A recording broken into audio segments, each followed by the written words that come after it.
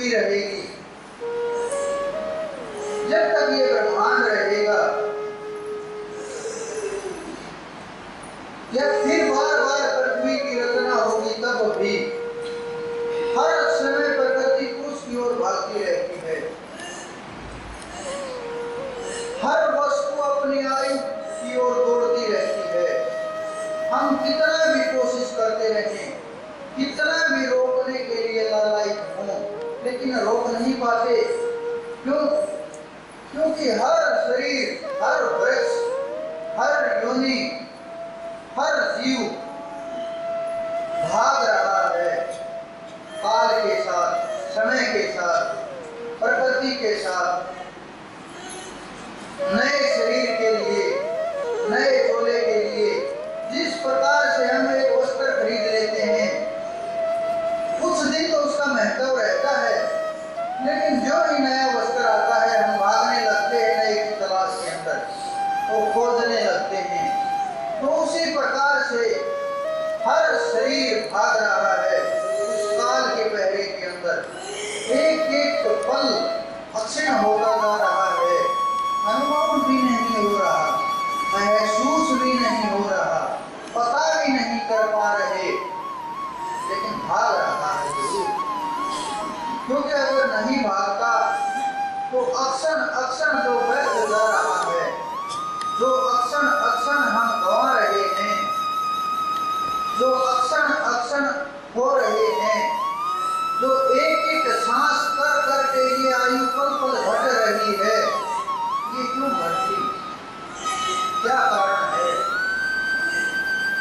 जीव से लेकर के शिव तक, विष्णु तक, ब्रह्मा तक की भी आयु निर्धारित है, जिसका समय निर्धारित कर दिया गया है, जो समय के अंदर बांध दिया गया है, जो काल के अंदर बांध दिया गया है, जो महाकाल के अंदर घेर दिया गया है, वो कभी न कभी तो उसकी आयु पूर्ण हो ही जाएगी, कभी न कभी तो उसका खेल चला ही जाएगा। ये उस चेतना की जो आप सबके अंदर विराजमान है आत्म रूप में, ये कभी नष्ट नहीं होगा। शरीर नष्ट हो सकता है, जो सदा से था, है और रहेगा, लेकिन बिना प्रेम के उसको प्राप्त नहीं किया जा सकता। बिना प्रेम के सब कुछ अधूरा है। बिना प्रेम हम वहां तक नहीं पहुंच सकते।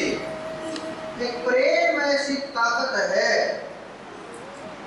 उसका शरीर ज्ञान का रूप है, बहुत कुशागर बुद्धि होती है, तेज बुद्धि होती है, बहुत तेज पकड़ होती है, ज्ञान बहुत जल्दी पकड़ लेता है, लेकिन प्रेम बड़ी मुश्किल से करता है। इस कारण से बहुत ज्ञानी महापुरुष हुए, लेकिन प्रेम बहुत कम हुए, बहुत कम। प्रेम को व्यर्थ समझता है पुरुष, लेकिन जो नारी का शरीर है, नारी की बुद्धि है,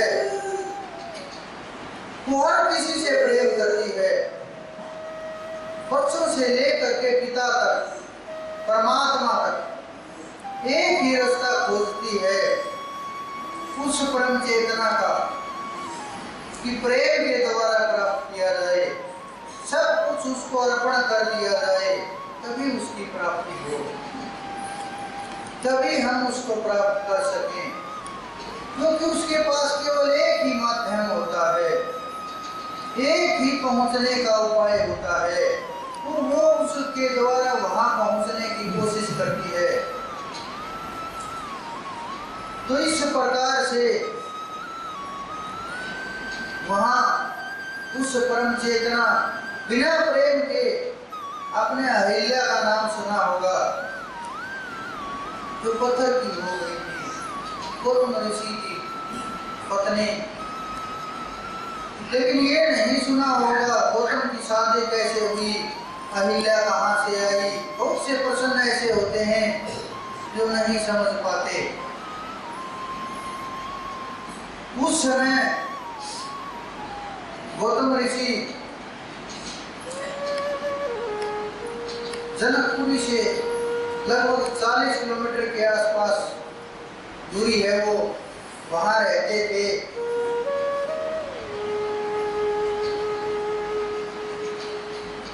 ये नहीं कि इधर एकदम से आया और सब घटनाएं घट गई, इस प्रकार से नहीं हुआ। अहिल्याबाई, ब्रह्मा जी ने अहिल्या को गौतम ऋषि को सौंप दिया। बचपन से ही, अल्पायु से ही पालने के लिए सौंप दिया, जिस प्रकार हम बच्चे को सौंप देते हैं। तो इसी प्रकार से उस बच्चे को सौंप दिया गौतम ऋषि को। जब युवावस्था हुई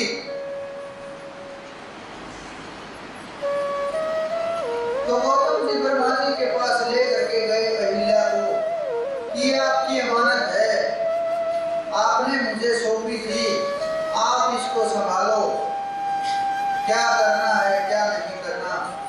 ब्रह्मा जी ने उस समय स्वयंवर की प्रथा थी, उस समय प्रतियोगिता की प्रथा थी, उस समय पात्रता की प्रथा थी। तो ब्रह्मा जी ने पात्र देखने के लिए पति से मर्दा कराई कि जो पहले इस पृथ्वी का चक्कर लगा करके आएगा, उसी को ये अहिल्या सौंप दी जाएगी। अहिल्या का रूप बड़ा तेजस्वी था, इंद्र बहुत प्रभावित था उसे देख करके और उसे पाने के लिए लालायित रहता था।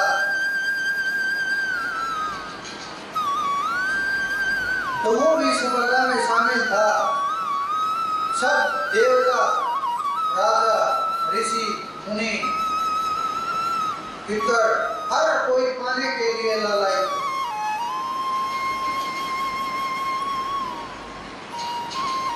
सब भाग लिए, दौड़ चले पृथ्वी का चक्कर लगाने के लिए। लेकिन गौतम ऋषि वहीं खड़े रहे। कामधेनु गायें जो उस समय गर्भवती थी, गौतम ऋषि ने उसकी 2 प्रदक्षिणा की, 2 परिक्रमा की। परिक्रमा का बड़ा महत्व है। उन्होंने 2 परिक्रमा की और ब्रह्मदेव को प्रणाम किया। ब्रह्मदेव ने कहा, इस गाय के शरीर के अंदर सब देवी देवताओं का वास है, तो इसके शरीर को भी पृथ्वी माना गया है। तुमने 2 परिक्रमा की, उनसे श्रेष्ठ माना गया और तुमने इसे हृदय से स्वीकार किया कामधेनु को, तो मैं तुम्हें ये अहिल्या सौंपता हूँ। तो गौतम को अहिल्या मिल गई। लेकिन इंद्र की जो कुदृष्टि थी वो उसी समय से उसके ऊपर थी।